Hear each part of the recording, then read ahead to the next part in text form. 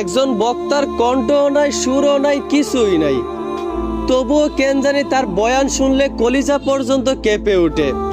কেন জানি তার কথাগুলো শুনলে চোখ দিয়ে অটোমেটিক পানি চলে আসে। একজন বক্তার সুরও নাই, কণ্ঠও নাই, তবুও কেন জানি তার কথা শুনে শত শত নয় বরং হাজার হাজার যুবক পরিবর্তন হয়েছে। কেন জানি তার বয়ান শুনে শত শত নয় বরং হাজার হাজার বেপরদা নারী পর্দাশীল হয়েছে। উনি আমার একজন প্রিয় বক্তা, আর শুধু আমার নয়, বাংলাদেশের সবারই উনি একজন প্রিয় বক্তা। আচ্ছা, আমার কথা শুনে কি আপনারা চিনতে পারছেন আমি এতক্ষণ ধরে কোন বক্তার কথা বলতেছি?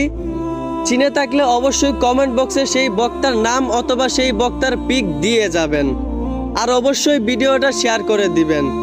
দেখা যাক আমার কথা শুনে কে কে হুজুরকে চিনতে পারে। ধন্যবাদ।